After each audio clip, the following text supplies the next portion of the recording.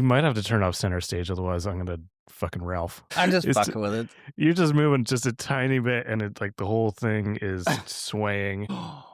Oh my Rachel says hi. shipment. Hi. The MCon is being shipped to me. Oh, good Lord, it's finally happening. New controller, who does? I mean, you can talk about that as one thing you're excited for in 2026. All right. Things are all right in the world now, finally. We ready to throw this hot dog down the hallway?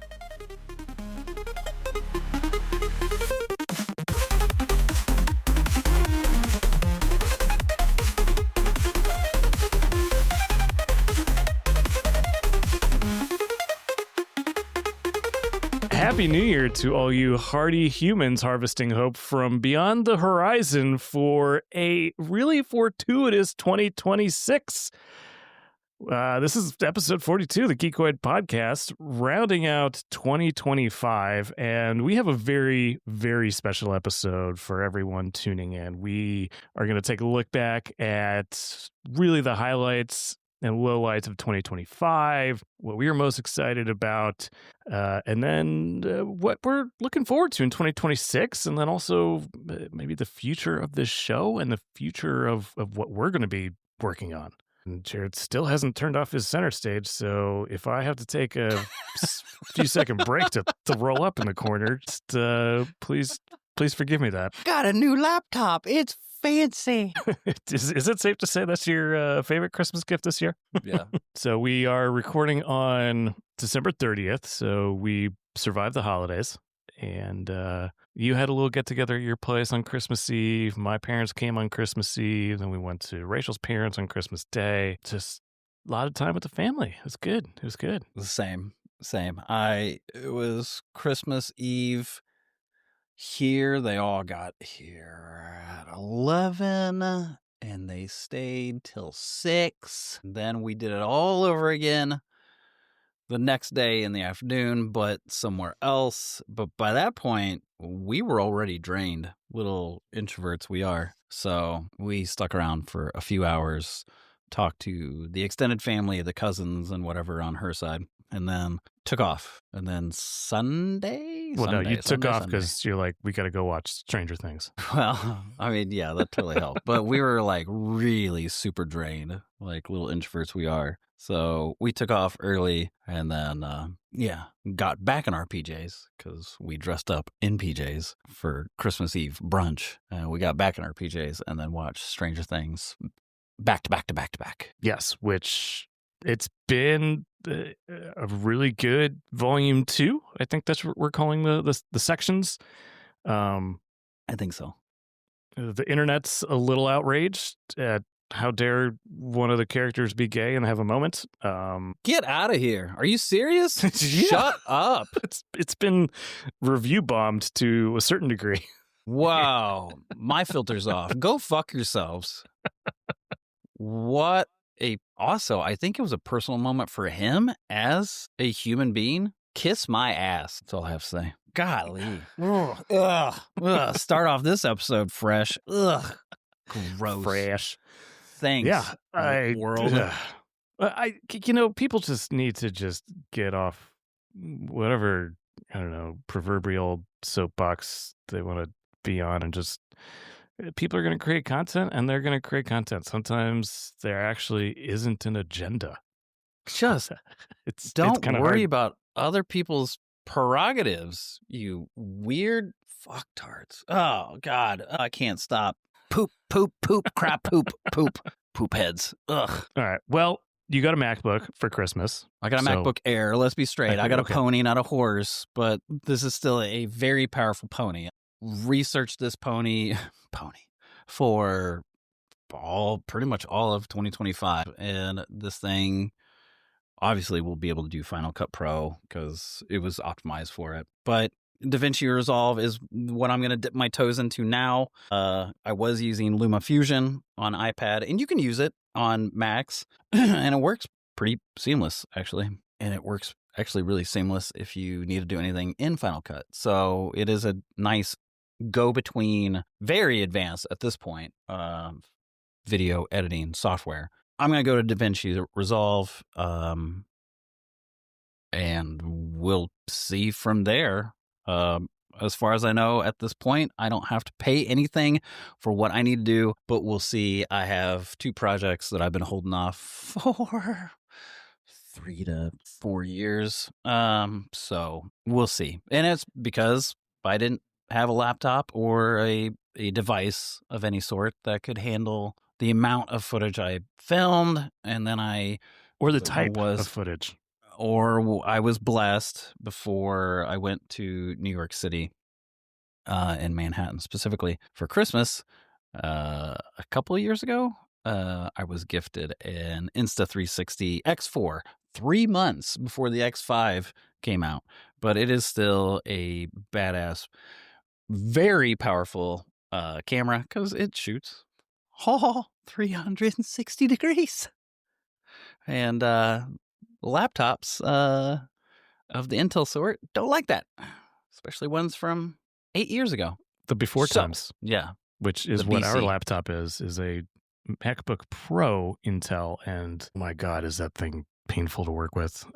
Every week I want to throw it out the window and go buy a new one, and I'm just trying to bide my time. Well, even with this podcast, like being able to, all right, folks, let's go down this ecosystem. I'm using a Rode Video Mic Go 2, which is one of the most beautiful small shotgun mics ever. That sounds great. I'm using this MacBook Air to do the Discords and do Riverside. I'm using continuity camera with the iPhone 16 Pro Max, and it's doing center stage, which is cool and weird all at the same time. And then I have, I can't talk, sorry. And then I have my old 2018 iPad Pro with the A16Z or X chip, because that was a special chip for that. And I have that sitting off to the side, and it all works flawlessly, and I shouldn't have any cut audio. There shouldn't be any lag, except for anything that Wi-Fi or Xfinity does. So that's another reason I wanted this MacBook Air, is so that we could be easier on my best friend, Erik, and you guys. Much appreciated. Yeah. So let's see. I got a few things. It wasn't a really huge Christmas. We kind of don't do big things for Christmas because we're still in survival mode at the moment. But I think for me, I really was impressed by the shaker that Rachel got me that I showed you. This huge multi-batch cocktail shaker, insulated for camping, but also just for entertaining. And it's like the most bougie Stanley thing I've ever seen, but not Stanley. It's pretty awesome. And then I did spring for a space mouse, a 3D connection space mouse that I have yet to hook up, because I've been heads down trying to get stuff for Sport Shooting Depot across the finish line with our new site migration. So once that is off my plate, I will have a lot more free time. So I have not played any games really. I've just been heads down doing just accounting and looking at spreadsheets and checking inventory numbers for hundreds of products and thousands of variations of products. And I want to claw my eyeballs out. But what games have you been playing? Thanks for the transition. So I told everybody I was going to do Bonanza, but I wanted to finish Metroid Prime 1. I am still in it. I'm taking my time. It's not a long game. I think I told you the other day 7 hours. I think it's more than that. That would be a little ridiculous that it's only 7 hours. But I like the lore. If you're just like running and gunning, like you kind of miss why you're doing some of these things, because these puzzles, I don't know how Retro did it. They would almost kind of be my dream right now if there was any way to do an interview with Retro, how they came about it. I'm sure it's out there, but I haven't found it, and I am on YouTube all the time. So there's that. I would be in heaven. It's such a great game. So I'm taking in the lore and the tidbits and reading this and reading that, and it does help me understand the environments I'm in, the levels I'm in, and even it is hinting to you what's going to happen in the future as you're going through these levels. It's really good, but it does take more time to do that kind of stuff. So that is that. I don't know where I'm at. I think it says I'm at 32% completion. Oh boy, you got a ways to go. Whoops. And then there were kind of two things that I kept saying I wanted a lot, and it was MacBook Air, haha. And then the other one was Metroid Prime 4, which is in the shrink on my coffee table, ready to be played as soon as I finish Metroid Prime 1. Still upset that Metroid Prime 2 and 3 never got ported to even Switch.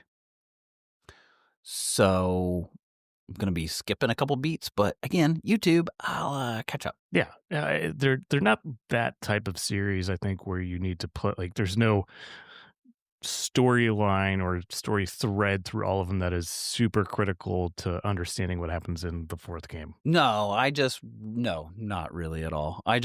I've watched the videos of 2 and 3, and I would love to just delve into that world, be around whatever aesthetics they have built, the landscapes and the creatures and the new puzzles. I didn't think I was a puzzle guy like a Tomb Raider or Resident Evil, but this game hits it for me hard. And maybe it's because you and I kind of like aliens and sci-fi, and it's very much all the time homages to Alien and sci-fi, just constantly. Just in absolutely. That Nintendo world. And Retro, I think, is out of Texas, so that kind of a blend of like Southern America with Japanese board instructors. Because that's what I think of when I think of Texas, is that Japanese component. But they actually, it lends a whole other side that makes this game great. So yeah, I have been playing that. Actually, when we get off this, I'm gonna jump back on the couch and play it. Yeah, you need to. I guess there's been a few developments to touch on. Probably one of the most interesting pieces of news that came out at the end of the year, now in the last couple days, is the CD Projekt co-founder, Michael Kroginski? Sounds good enough for me. Yeah. He has agreed to acquire Good Old Games from CD Projekt Red, which is... That doesn't make any sense to me. Can we please... CD Projekt Red's going to buy Good Old Games that was owned by CD Projekt Red. Yeah, unless, is he leaving and then... But I'm taking this little beauty with me? So I think... I don't think he's planning on leaving CD Projekt. I think it's really he wants to give it its own home, its own mission, and kind of like decouple it, because I mean the focus of CD Projekt is obviously right now on The Witcher 4 and Cyberpunk 2, and I just don't think they have the kind of focus that they need to really drive the mission of Good Old Games, which is to enable games to live forever, quote unquote, and kind of provide a home and a place for games to do that. And it's kind of nice to see them refocusing on that instead of just being one of these one-off places where you can buy Cyberpunk or other CD Projekt games. So are you saying this is going to be like a new CD Projekt division? No. It's completely separate from CD Projekt. Okay. It's going to be... They own. Well, it's not they. It's just the co-founder. Yes, is he. So... aside from the fact that he is also the co-founder of CD Projekt, it has nothing to do with CD Projekt now. And they will focus on their mission of helping to enable games to live forever. So this comes up a lot of times, if you think about it. The live service games, we don't know how to properly preserve those, because once the servers shut down, the games go offline, and there's no way to play them. That's been a big deal. That's why porting's a big deal. And so I think that's one avenue that they want to do. And then I think this goes back to what you were just talking about with Metroid Prime 2 and 3. It's their mission is to allow these games to live forever so that anybody can play them. people who want to spend money to play them should be able to play them. And in this day and age, you should really be able to play these older games on any platform. Like, emulator technology is really good, and it can run on pretty much anything now because the hardware's gotten so good. So yeah, why isn't Delta on iOS? Like, I'm finally playing GB and GBA games that you would have swore of all the nerds here, and we've talked about this, you had a Game Boy. I didn't. I don't know why. This is like the silliest thing in the entire world. I love small portable stuff, but missed it. Yeah, so I mean, it's a really awesome mission, and to see them actually focus on that instead of just being another avenue for generating revenue for CD Projekt, I think that is a really wholesome objective, and I'm all for it. So hats off to the CD Projekt co-founder, because I'm not going to try and butchering his name again. Macaul Kroginski. Yes. All right. Do you want to? That is different. Do you want to? I mean, he's Polish. No, not that he's different as far as spelling, you goofball. It's different in the approach, instead of an acquisition or merger, but mainly acquisitions. Oh, okay. All right. Do we want to talk about like maybe some of the biggest highlights of 2025? What happened? Finally. We haven't talked about any of this all year. Golly. I think one of the biggest ones was the Switch 2, the monumental success it has had in eclipsing Nintendo's own forecasts. Mm-hmm. And I think to go with that, also the console war, quote unquote, ending and then restarting within the span of, I don't know, like less than 2 weeks. I mean, yeah. I mean, it's both. It's ending and it's shifting is what you're meaning. And, yes. And that's what it is. It's shifting. And then we will allude to AI, but even because of these multi-billion, trillion-dollar companies buying up all RAM, NVIDIA and Meta and whatnot, these companies, these select few that have chosen to be in the console space, are going to have to shift and adapt, either at least for the time being, or potentially this is the new norm, and not a cool new norm, but a new norm. Yeah. So let's start first with Switch 2. We both picked one up on launch day. We were both fortunate enough to either A, get our pre-orders in, or log into our employer's inventory management system and query which stores would have stock the morning of. Yeah. By one of very few times a year, I go to Walmart, and Walmart was basically the one place that you were pretty much guaranteed you were going to get one. I'm not a big Walmart fan, but I did pay the $5.38. All right. And I mean, the attach rate for Mario Kart has been absolutely bonkers. Over 10 million units sold in the first 4 months. Dude, this reminds me of, what was it? It was Nintendo, was it Tetris? One of the games, again, Nintendo, because they do bundles. They're one of the few that still keeps the bundle thing going. But like, one of the best-selling games of all time is a Nintendo game, and because it was bundled with either a Game Boy or with a Nintendo, maybe it was Duck Hunt, and so like, here we are, we're doing it again with Mario Kart World. I mean, I wouldn't be surprised if it was Tetris. I mean, there's even, they made a movie out of it about the whole story of getting Tetris out of the USSR and to be, forgot about that.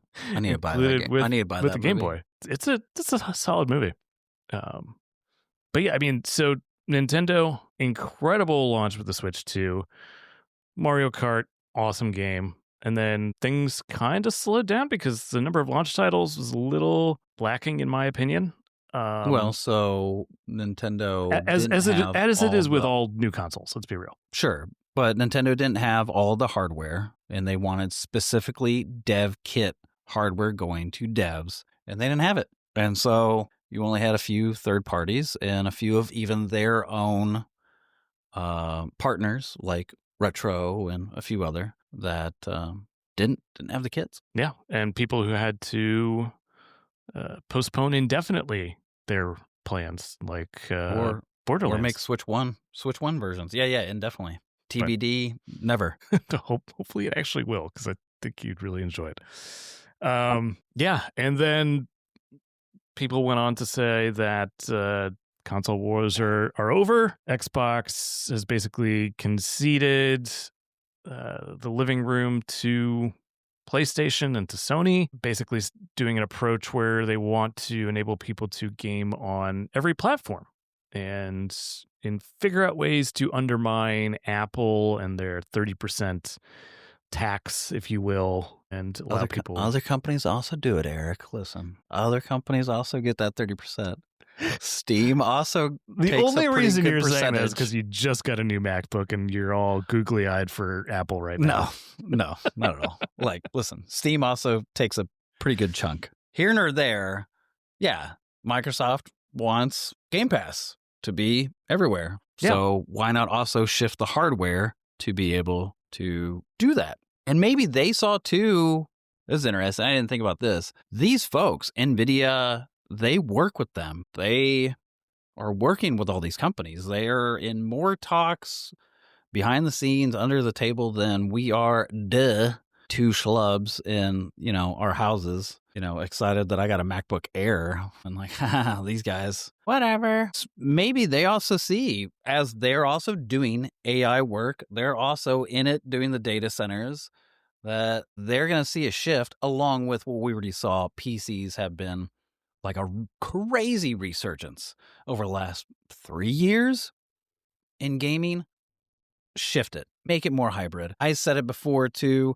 Microsoft's the one company that if you looked at since the 360, so their second one, they did more PC things. Go back and Google that, folks. What does that even mean? Or Gemini or PC thing than any other company. So they were already hitting on an edge because also their main revenue, Windows, or at least is Windows and Microsoft. So did it. So yeah, making it a hybrid, I think is a smart move. Which is interesting because another company came out and announced the same thing. Weird. Now it's the same thing that they were doing things. The Steam machine came out and said, you know what? We'd like to put a box in your living room called the Steam machine. And this is one thing I did not have on my 2025 bingo card, and it is awesome. Now, I think they are a little, since I guess censorship has been screwed since we talked about Noah Schnapp or Schnapp. I think they're a little fucked because with the buying and the crazy market increases on RAM, GPU, other components, I don't know what they're going to do, but that's future. Past is this announcement was like pretty much our whole episode. It was the coolest thing ever. Yeah. So, I mean, like, not only are we getting a new living room box, if you will, they're getting new controllers. We're getting a new Steam headset for VR. It's really nice. The controller's really nice. Yeah. A lot of innovation has been going into that. And I mean, here's the thing. All of the main console creators, Microsoft, Sony, and now Valve, have really been pushing the envelope of the technology that goes into the controller. I'm sorry, Nintendo, I didn't include you in that group, but no, you need to solve your joystick drifting first. Yep. So far, so good, but they still didn't go Hall stick or Hall effect or even TMR, magnetic. So whatever. But you're right. Yeah, so we're really looking at an awesome experience on the Steam machine. I think they've really nailed down the Steam OS, and I think it's going to be a great experience. And it's going to double as a workhorse or just a general PC. You can run Linux. Heck, if you even want to, you can install Windows on it, although I don't know how many people are going to end up doing that. It's just really going to be great for consumers because it's more options in your living room, on your college dorm room desktop. Like, that'd be great everywhere you want to be. And as someone who's logged thousands of hours in games on Steam, not mad about it. I mean, I won't probably buy one unless I suddenly find myself with a whole bunch of disposable income, because I'm looking right at a nice, beautiful, high-powered PC. But I don't have that, and other people don't. So, like, that's why I chose the MacBook Air, and I would choose something like that, I think. It's small. I like... the form factor is really mind-blowing. Dude, I love small, portable, like, best bang for your buck type stuff. So this is totally going to hit it out of the park, I think. 100%. I'm super excited. And the thing I'm probably most excited for is Half-Life 3. It's gotta be coming. I don't think anybody... It's still really a very well-kept secret, but there have been more leaks that there is legit something happening.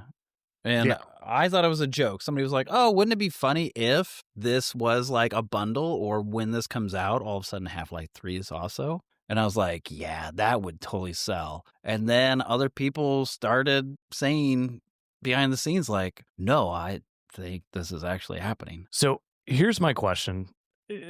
Are they going to make it a Steam Machine exclusive? Are they going to start doing exclusives to their hardware? You're shaking your head, and I agree with you. I don't think that's the route they're going to take, because that would alienate I don't think that's so many people. No. Yeah. But I do think it'll be a launch title.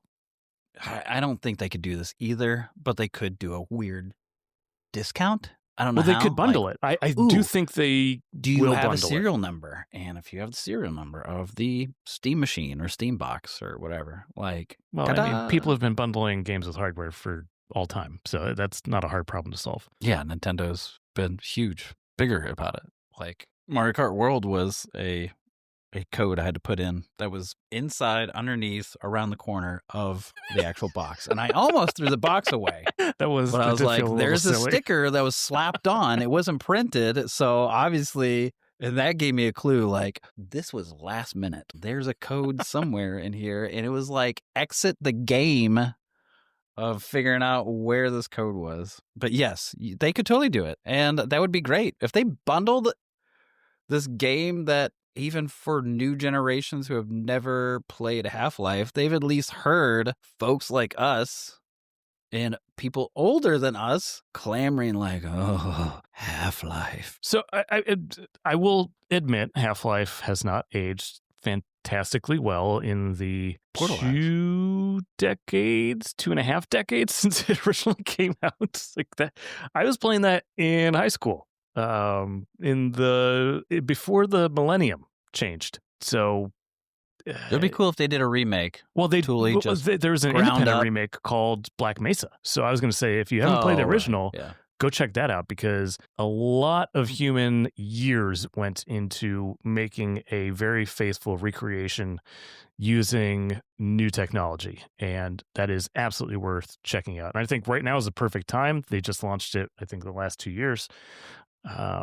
And so it's a great primer to lead you into Half-Life 2, Half-Life 2 episode 1 and 2, and then finally episode 3. And if you haven't checked it out already, there's a documentary around Half-Life 2 episode 3, I think on YouTube, that goes behind the scenes. No clip. Very cool stuff. Also, if you guys have ever wondered about Bethesda or whatever, you want to get the nitty-gritty behind different companies and how they have made things and the struggles they had creating it, and also the crazy, like, I can't believe this, how did we do it? No Clip left. They left multiple different now online journalisms, but back then, I remember this, wasn't always online, but they all came together to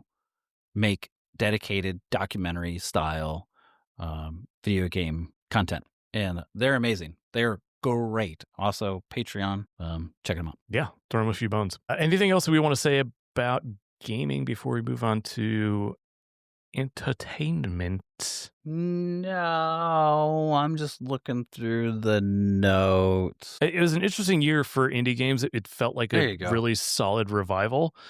Like there's a lot of AAA studios doing layoffs all across the board. We still don't know what's going to happen with Ubisoft writ large going into 2026, whether they're going to see a whole bunch more layoffs or get sold for parts. Who knows? But you're right. As far as indie, like we got the next. It was Hollow incredible. Knight. Like it was a Cambrian Pitball. explosion of talented people just going back to their roots and making awesome games that they love. And not Hades 2, Hollow Knight, Silksong, Peak, Pitball, Slots and Daggers, Vampire Survivor, or at least just more updates and more cool stuff. Even teaming up with Capcom to get the rights to throw in some of the characters and the IP into that game. Yeah, man, dude, I love indie, especially retro pixel art. My jam, baby. It was 2025 was a banner year, hands down. And I think 2026 is going to be just as great, honestly. It probably will be even more so because people won't be able to probably afford or do some of the stuff for at least a little while. And so I think the indie market is going to blow up and they're going to have more time. So then you're going to see even probably crazier, more creative talent in stuff in their games. So I'm actually 2026 really excited for the indie market. A lot. Makes two of us. Let's move on to Hollywood. Let's. And this might be pretty quick. I mean, the transition here is that Hollywood saw a lot of success with gaming-related IP. Between Fallout, which was 2024 technically, but then we have the last few episodes now in 2025, and I haven't watched them yet, but you said they're bangers. They're great. Someone pushes a button, something happens. Oh, so good, dude. And then the Minecraft movie, the Super Mario Galaxy movie coming. So good. Yeah. Minecraft was fine. I bought it. It's fine. I like the actors. I like the artwork. It's just I like fun. The CG. It's the story was meh. It was fine. Yeah, but I think aside from the fact direct that it IP, got made, there's a lot of reference in pop culture in general. There's a lot of was it Splurbus? What was it? Had an NES that worked directly with some plot, but yeah, I thought that was kind of neat. Yeah, there's a lot of references. I would say gaming is really continuing to step into the forefront of pop culture and be more representative across generations, I think, as well. I think we even said it. So when we were in college, we were seeing a shift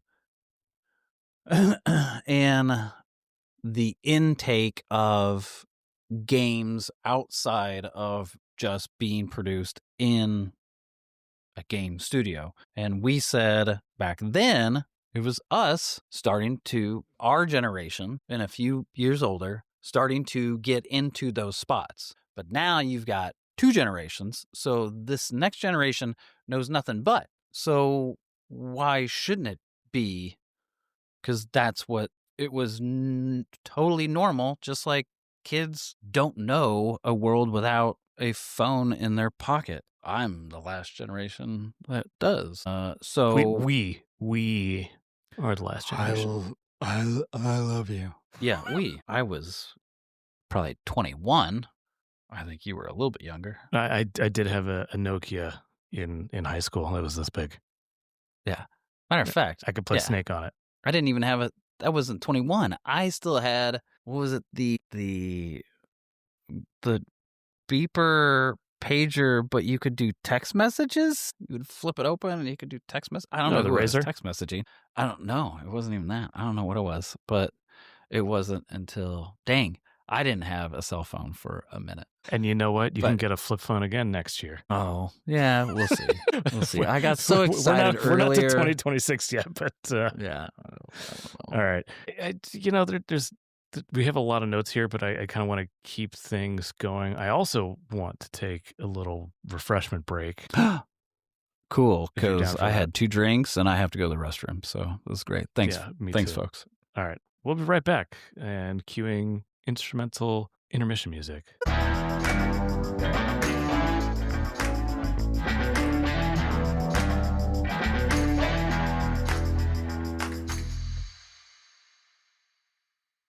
All right, welcome back after our short intermission. One thing we wanted to talk about in 2025 was slurping and AI, but mostly AI. It was really the headline for every news venue channel imaginable, and because it had such a large impact, and it will continue to have an impact for probably as long as we live. I'm looking back at 2025's releases, and we kicked off the year on January 20th with a Chinese release of the R1 family, and that kind of set everybody arms up in panic because up until that point, Google's Gemini and OpenAI's ChatGPT had been, and Anthropic's Claude had been the front runners in what we know today as large language models and conversational AI. And the Chinese basically said, here's a model, we're going to open source it, meaning anyone can download it and run it for free. And it was as competitive as all the other closed source models on the market. And people freaked out and were like, is this the end of AI dominance in America? And people freaked out for like a week. And then time continued on like it usually does. And Claude 3.7 Sonnet came out, Gemini 2.5 came out, Llama 4, Claude 4, GPT 5, Claude Sonnet 4.5. And then finally, in the last month, we had Gemini 3, Claude Opus 4.5, and GPT 5.2. And holy smokes, you look at where we started the year, or even where we started 6 months ago back in August. And we had some of these models, you look at the GPQA Diamond benchmark, and that was about 88% for GPT 5.1. It's now 92.4% for GPT 5.2 Pro. You look at the ARC AGI 2 exam. In August, it was 17.6. Now it's being bested at 45%. And really, this means absolutely nothing to people listening for the most part. But these really, really smart people came up with these benchmarks to evaluate. He was talking, and I leaned back with my hands over my head, like, I'm just going to let him go, man. Like, he's into it. I'm just going to let him go. Let him spew. Because I do it. Yeah. It basically what I'm trying to highlight is the models are getting better at an amazing rate still. I would even say not even at a quarter rate. It's less than a quarter rate. Like 3 months is quick. This is like you mean less like than per 3 quarter? months. Yeah. Sorry. Yes. The month of December was crazy. Like every episode, we're like, there was a new model released last week from OpenAI or from Gemini or from XAI. Yeah, you going? It's Gemini 3, but now it's Gemini 3 Flash. We should have a model that's just like nicknamed for DC superheroes. Okay, that's not where I thought you were going to go. I think it would be funny. So you do these really great, probably AI thumbnails for the YouTube channel. They're great. They're like super great. And they have the same kind of common thread in look.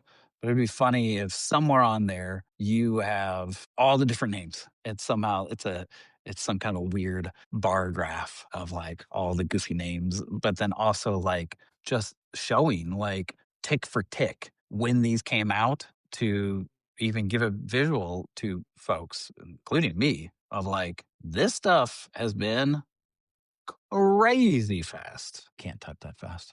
I don't think you can type. I mean, that's fast. what I tried to do with AI is correcting you as you type.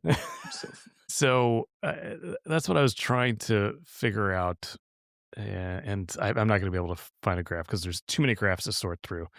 But pretty much all the graphs, they show it's up and to the right, which Duh. the But the intensity. the AI is getting to better. But I think it's more the intensity of how much it's increased, and in a very crazy short a year. A year is nuts. Yeah. I mean, you look at what the limiting factors for the previous technological revolutions were. So let's talk about originally. Video games is more a. I'm thinking back to the 80s. No, Nintendo, I'm talking and then a Super, and then PlayStation. Okay, this is the new, like, crazy fast. But that is more above the technological trends because it builds upon discrete technologies that were advanced during those different periods. So I'm thinking like specifically mobile gaming or even the internet. When you had the internet first come about, yeah, people could use dial-up and everything, but it was really the build-out of broadband, and you had to run copper to everybody's homes, and that is incredibly resource-intensive to run broadband to everybody's homes to really get that widespread adoption. AI, on the other hand, we already have the distribution mechanisms built, and so what is the limiting factor? It is the AI chips, and it is power. And those are really the only things limiting the wider spread adoption and the rollout. And kind of the other limiting factor, I guess, is the public's acceptance of AI and everything around it. Well, other things, electricity and water to keep this shit from not melting. Okay. The water thing is a bit of a red herring. I will say that. I don't want to spend time to debunk a lot of this stuff, but a lot of the doomerism around, it's consuming 40,000 Olympic swimming pools worth of fresh water to cool one data center or something, and that it's simply not true. It's not like the water gets used and then the water oftentimes just gets recycled, and just like a radiator. Or like our own water-cooled systems in our PCs or cars or whatever. Yeah, I can tell you I'm not refilling my PC every week because of all the water cooling. So it's just it's people who are uneducated who are just buying into these sound bites as I see on Facebook and TikTok, and I just don't have the patience or the bandwidth to refute every nonsensical claim. So water, I'm not afraid of that. Anyway, we were talking about the escalation of AI, the adoption, the limiting factors. I think the takeaway is that it is impressively capable. And you said you've been using Gemini almost nonstop now on a day-to-day basis. Because I think with Flash, and it's so seamless, I didn't recognize it. So I use, just like a lot of us, I use my iPhone or my iPad to do a quick search. And I pull up my default browser through Gemini or through Safari is Google. Well, it's already integrated. Gemini is already there. So when you're asking a question, you get this cool text. That was previous versions of Gemini. But now with Gemini 3 Flash, I see new window, a secondary window where I can keep the conversation going just like I would with ChatGPT with Gemini. Well, why is it that way? Like, well, what else could I learn about you? Well, you just brought up an interesting thing. I'd like to dive deeper into this one part to the left. And I did it yesterday, and it was over tea and different blends of English and Irish and Scottish breakfast tea, and it answered all my questions because I kept asking questions. So it's pretty fascinating that, like, I didn't even catch it if I wasn't a part of this podcast. If I wasn't listening to this podcast, I wouldn't have known a little bit of that background. Yeah. So the one thing I want to call out is that we have this really interesting kind of two things happening at the same time. We have three things, I should say. We have the improvements in the models themselves increasing at a parabolic rate. It's improving. You look at 2 years ago, holy crap. GPT 3.5 was a cool toy.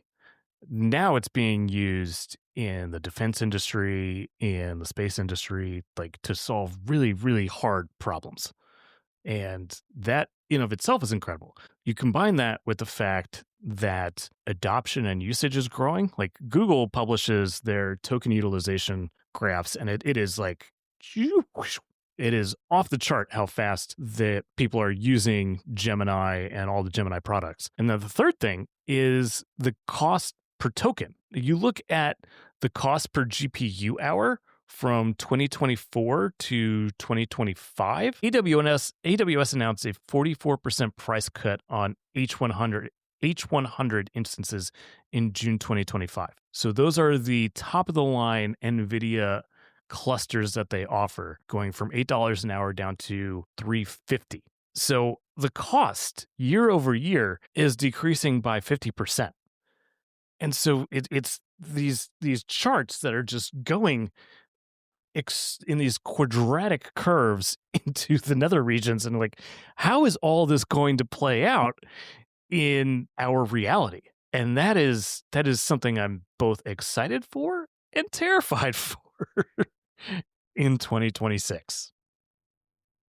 I don't know, like, I'm a lot closer to it than you are, because I work on this on a day-to-day basis in my job. And well, I think too, you having 2 kids, I think adds a whole other aspect that I don't have kids. So what is that future? And that very fast future, I think you have more stake in that game than I do. Oh yeah. The amount of time I spend thinking about how this is going to impact my child and unborn child, and I laugh anytime I have conversations with my parents, because they're approaching their 80s. They are well into their retirement. They're kicking back, enjoying life, not too much worried about the future, but they can't wrap their minds around what is coming. And they're from the pre-internet, pre-computer age, where everything was handshakes and smiles and pencil ledgers. And your dad's not, tech unsavvy. Like, No, if there's not at all. anyone I know other than you who, especially on Mac's side, has owned more Macs going back to our birth, it would, be your dad. Like, your dad is still to this day pretty cutting edge. Absolutely. And my mom is no sleeper either. I mean, she was at the forefront of the tech revolution in education. Like, the school she was teaching in was like, all the kids have laptops. And so she had to be right there with it, learning all that tech. And so I feel fortunate that when I have to put on my tech support hat for them, they're pretty up to speed with things. It's nice. It's not super cringe every time I have to step in. But that being said, they are, they're on the last, the nice few years that they've got, the 10, 20 years, whatever, hopefully 20. But you're right, where your kid and you following it are like, oh, this is where we're going. Okay, all righty. Yeah. Or and yay, or probably both. And things are changing at a faster pace every year. And we as humans are not physiologically set up for that kind of development, speed. And I'm really curious how that's going to unfold over the next 5 years. Terrified, but cautiously optimistic. So do we want to talk about 2026? Yeah, I think that's perfect, because we're already rolling into it right now. We're already there. Yeah, we're talking about it. We're literally hours away from it at this point. I was talking about our conversation, but yes. Yeah. So I think a few of the things to keep pulling on the AI thread is we're going to see the cost of AI decrease, the usage of AI increase. It's going to become more pervasive across every layer of our lives. And I think the legal component is going to come to a head. And this is, I think, one thing that could either, I don't want to say cause a death knell, but it could really create a hiccup in AI adoption. So, one of the biggest things that hasn't been resolved yet is all these AI systems use a ton of copyrighted material to create the models. And are those copyright holders compensated appropriately? What happens when a model creates content that is protected by copyright? And so you see OpenAI, when they released Sora, they said, oh, copyright holders can opt out. To me, that's not an acceptable model. Disney partnered with OpenAI and said, you can use our IP now to allow people to create Disney content. We're opt-in. Yes. How the courts sort all of this out is yet to be seen. And I think you look at the way this is playing out in the music industry as well. I can't remember which generative AI company that specialized in music generation partnered with the big music labels and said, we will give you a cut of our revenue in response to being sued. And so now they've partnered and said, oh, we can use your artist content to create new music, but we will provide royalties to those copyright holders. So it was similar to streaming, Spotify and iTunes back in the day, because that was a big deal, especially iTunes. That was a huge deal. Yeah. So if anybody has figured out a model and is really kind of holding all the cards, I would say it's the music industry. Because they went through all of this back in the day with Napster and all that technological revolution. Pirate Bay. Yeah, and they really got their ducks in a row and were prepared for all of this. And at the time, iTunes was like, we'll do it the right way. However, it still took a cut. Like, no physical sales, no this, no other that. Like all digital and then whatever. Well, yeah, they bet on having a better experience is going to do better than illegally downloading stuff, which it did. So I think the legal challenges in 2026 are going to come to a head, and I hope we get some resolutions so that we can move things forward. I have a lot of thoughts around this, and I don't want to dig into it because it's going to take way too long. You're raising a finger. I got a question. Shoot. You said something about copyright, but then it made me think with Gronk and Conk and Gemini and Copilot and whatever. That's not far off, right? That's so good though. They also are kind of doing their own algorithm. Are they sharing? So if you ask, and this is an easy thing, we could pull up 5 and ask and then see what happens. Actually, what was the YouTube channel? Kind of doomish, but he's putting himself in a weird situation where he's just full in AI, and he asks all of these different AIs similar questions, and they do give him sometimes, most of the time, similar answers. My future is copyright, and this is ours, and this is ours, and this is ours, is asking a question, and it is positive towards a certain company or subject or country, and another one is not. And then if, say, it's the government, and they ask similar questions, that algorithm says, oh, Timbuktu is totally fine. Don't worry about him. Or, oh my God, you should totally be checking them out. Whatever. That's pretty extreme. You get the idea. I saw you nodding your head. Yeah. So you kind of touch on another area that I think will become more pervasive in 2026, and that's the concept of pervasive AI, or not pervasive, sorry, sovereign AI, in that you have different principalities, different countries having their preferred, favored, or outright banning other AIs. And so you have, you look at what's happening right now with social media. Well, social media compared to iMessage or other stuff, like certain countries, you don't have iMessage, but WhatsApp, you absolutely do. Yeah, absolutely, 100%. And then you look at what's happening in the Middle East. I mean, Iran is not going to allow a Jerusalem-trained AI or Israeli-trained AI to be used by their populace. They're going to cut things off. Russia, who knows what kind of fuddly-duddly AI they're going to create over there. But they're not going to use any American AI because American AI is shit. Look at our robot. It does not stumble around on its 2 feet. Except for every 15 minutes, they're going to have a break to, drink more Svedka. Okay, come on. Svedka is Swedish vodka. You're thinking Stoli. Stoli. I've been around you too long. But yeah, I do think we're going to get into an area where different principalities, sovereign nations are going to have their preferences for AI.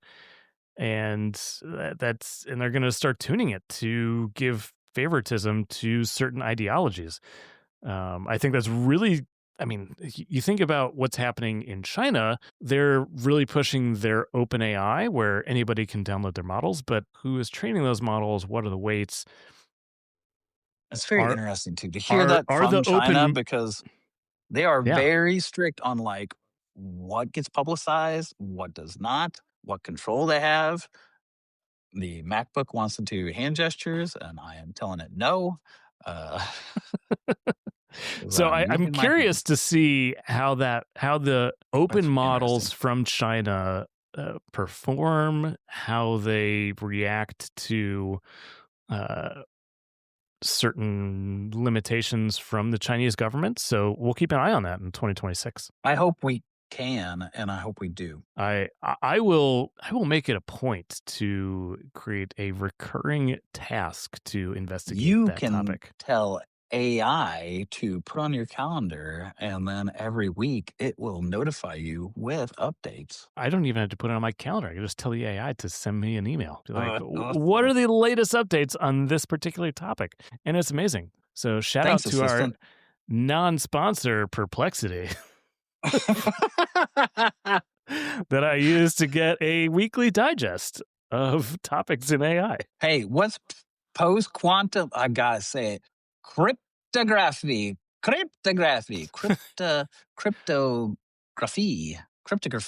photography, cryptography. I did it. Yeah, I threw this one on here as an item that might happen in 2026, and quantum resistant. So this one gets a little into the banking weeds. and government. So right now, can you hear the vacuum in the background? My wife came home and said, "Oh, my husband's on a podcast. I'm going to start vacuuming." No, but you're not the first. You're like the third podcast. So okay. I'm glad we're now on that. No, we're now the I can hear it. No, that's fine. It's not horrible. No, it's not going raw. I don't think it's going to show up in the. It's a dull white noise, and Riverside will probably kick it out anyway. Yeah, later. Shout out to another non-sponsor, Riverside, for being awesome. Yeah, they absolutely know it. They are the king right now. Yeah. Hey, you know what? I'm going to get a Riverside promo credit for all of our listeners out there. If they want to trial it, we'll probably get you a discount. Been great. If you ever want to like do a brief summary at some point and I'm going to do a video review and put it on YouTube. As part of our 2026 plans. But we'll get there. But first, we're going to talk about quantum cryptography. So the whole concept of quantum computing has been around for quite some time. You have a lot of people, IBM, Google, Microsoft, Amazon, they're all dabbling in developing quantum computers. Why is that important? Because quantum computing does something that regular computing does not. And it dabbles in probability, and it dabbles in such a way that unlocks computational capabilities far beyond most things that we can imagine. So, was this one of the things where you were like, they asked it like a couple questions that we've been trying to figure out for like 50 years, and it just went, bleh, and they were like, oh, thanks. Yeah. So there are some thresholds when it comes to computational problems that if you feed it to you keep a talking. regular... I'm listening to you. I'm just going to make myself some hot cocoa because I am sitting next to the kitchen. All right. Well, you go do that. I will keep talking. I get to listen to you like a good storyteller. So typical computing is based on logic gates, which are combinations of ones and zeros. So you feed it through a logic gate, and then either it's 1 or 0. It's a binary outcome. And you have, at this point, trillions of transistors or logic gates on these chips. And so it's able to do all these 1-0 calculations, like, and then that's how you get your petabyte calculations per second. And that's great. But what happens when every logic gate, instead of having 1 or a 0 outcome, is now a qubit state, which is the quantum computing kind of elements that we talk about. And now it's one of, I think, 8 different possible outcomes. And so you go from the number of transistors being 10 million to the power of 2 instead to, I don't know, 1,000 to the power of 8. And if you go back to your middle school, high school math, that power number is very different. So I'm hearing this quantum. Sorry, Ant-Man, but so ones and zeros I get, and make all those into different patterns. That's your code in a weird sense. Quantum is like a new language of not even ones and zeros, like a new language, or it is a different way of even processing ones and zeros, or it is 3, like a new blend. It's a new thing integrated with ones and zeros. I think it's not integrated with. It is an entirely new computing paradigm so I've looked at some of the early stage ways that you program a quantum computer, and it is unlike anything that you use today for regular computing. The concepts are completely different. The language is completely different. There is virtually no compatibility. Like you might be able to take a regular computing program and run it on a quantum computer, but you wouldn't want to. Like there is almost no plug and play back and forth between the two. Like it is an entirely new technology. So the reason this is important and why it has the potential to break everything is our existing encryption technology is known as AES 256. So it's 256-bit encryption. Sometimes if you're looking for hardened encryption, it'll be 512. And that's really the number of bits that you need to hack or decrypt in order to understand the message. And that is sufficient because it is really difficult for existing computers to do that level of computation. It'll take you years, even a supercomputer. The problem is the type of encryption algorithms that are currently in use today can be solved by quantum computers in a matter of seconds. So what we are thinking now is that the minute quantum computers become viable, they can, in theory, hack any encryption on the planet. And that's a scary concept.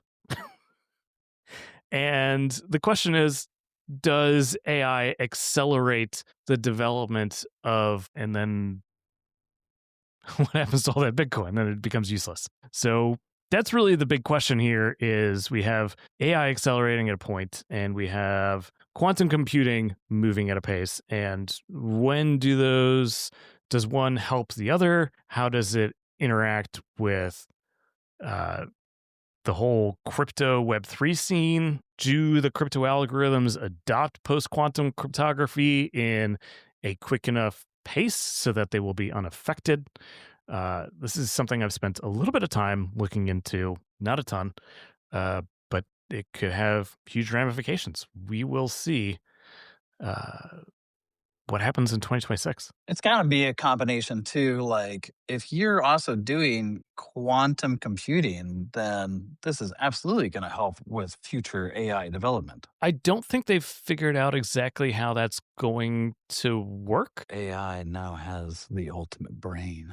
So what we have right now is our current state of the art for AI is what we call large language models. I don't think that is necessarily the end state for AI. And I do think we may get to a point where there is some quantum computing version of AI that may or may not resemble something from an LLM. But if it is working on those quantum qubits, then it has the potential to operate at orders of magnitude more efficiently, more powerfully than our current AI systems. And look out, Jeeves. It's a match made in heaven to some degree, and Match made in heaven, born in hell. Skynet. Anyway, moving on. Oh, there's a lot of conspiracy around stuff that I've heard the last week, but we won't get into that. Maybe that's Dude, that's Doomerism pretty good 2026. conspiracy. That was as you were talking, and then with AI advancement, I was like, wow, what a cool marriage this would be. Wait a minute, what am I talking about? Arnold Schwarzenegger is going to be the voice of the AI. Listen, you make fun of Skynet, but like, this is legit. Like, just we don't have to call it Skynet. If somebody does name it Skynet, though, I'm like, you are a creepy bastard. Name it something else like Meta or Google. I mean, I can see Elon Musk naming something Skynet because I'm kind of surprised he named Starlink and not Skynet. But anyway, It's pretty funny. the U.S. government will It's really probably funny. name their version of Starlink Skynet just Skynet. to piss off the liberals. Anyway, let's get off of AI because I got creepy crawlies and goosies just. The quantum thing. I like the crypto idea. That's cool, and it hopefully helps with future hacking. It also allows for a much more advanced thing. But that's what we're doing. That's what we're striving for. But you know what's going to happen is all these AI tools that we've been seeing come to the forefront, they're going to mature and they're going to be used widespread across a number of different industries. Chief among them is entertainment and gaming.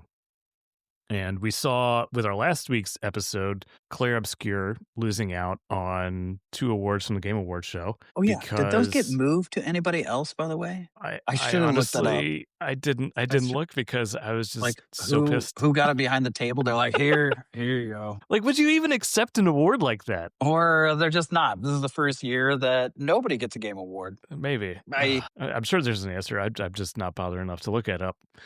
It's so chocolatey and orangey. Ooh. But yeah, I think we're going to see a lot more AI in games. There's a lot of companies, Stability AI partnering with EA. I know I just saw a job posting at Unity for something AI related that I may or may not apply to today. But there's a lot of things happening. It's a trend that is not going to go away. It is only going to, I think, empower devs. And no, I agree.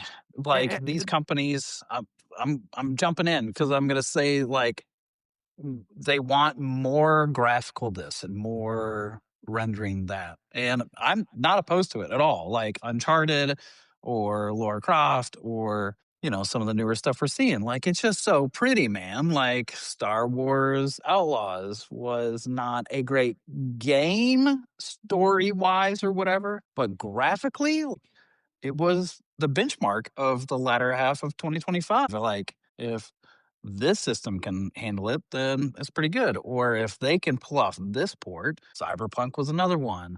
Doom Dark Ages. Doom has always been the, be all end all. Back in the day, it was Evolve because there's so much going on. I'm more of a pixel guy. I'm a little bit more old school and retro indie, I guess. I didn't think I'd be indie, but I guess I am. But if you're going to keep trying to develop games that are one step away from being a movie to the point of being a movie, I mean, even to the point that Lucas and Weta dip their toes into both realms of movies and video games. So yeah, this is gonna happen. Yeah, and I think it's. I know you're touting the visual fidelity, but I don't think that's the area it's going to have the largest impact in the near term.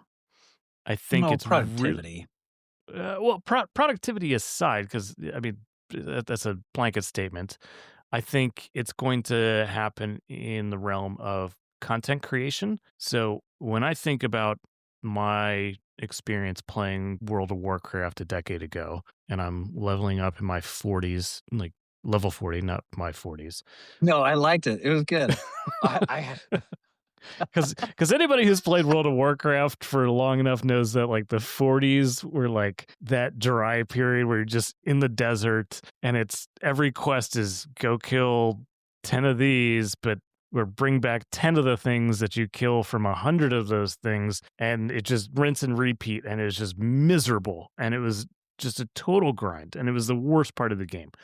And I think this is an area where it will help game designers like create new quests, create new just flavor text. It will help them create new objectives, come up with new ideas faster. I know there's a lot of fear around, oh, it's going to take the job of voice the actors. creator himself. Oh, voice actors. I was thinking the dev teams themselves. No, no, I'm gonna get to that. That's gonna be my cap at the end of our entire 2026 thing, is my thoughts on AI and creativity in general. But uh, people are worried, like SAG-AFTRA, like they had a strike at the beginning of 2025, I believe, where they just like the writers and people were just like that. Oh yes. Yep. Stuff got shut down, and Yep. like For 2-3 months. it's Yeah, a I legitimate do remember that. fear. But here's where what I think is going to happen. I think voice actors are still going to have an incredible role because they're going to be highly valued for the emotivity that they bring to a performance, and I don't think AI will be able to replicate that. Or even if they can, it'll be too difficult to coax the exact emotions that you want at the right time. Like if you've ever worked No, on here's set for film or for anything, it's really hard for a director to get an actor to do something, let alone someone who's brainless to get an AI to do something. Indiana Jones, like Trey Parker. Trey Parker, not Trey Parker. God, I can't remember his name. Who's the guy that was in the newest Indiana Jones game? No, I have no idea. Okay, great. The voice actor who is world famous, and we're a video game and pop culture podcast. This coalesce with what you're saying. This coincides with what you're saying of like he's not Harrison Ford, but he is playing this character. He did a really great job. And what you're saying is he was able to give his inflections. They were able to work with him on the other side of the glass to then go, hey, bring it down more, bring it up more. You Booker could say DeWitt? that to AI. Booker DeWitt? God, no. Who are you? No, that is totally not it. No, who is the voice actor for Oh Indiana no, Jones and blah, blah, blah, blah, sorry, blah? Troy Baker. Troy Baker. I was so Sorry, close. he plays Booker I said DeWitt in Trey Bioshock Parker. Infinite. Oh, golly. Love us. After we talk, we're going to take another break.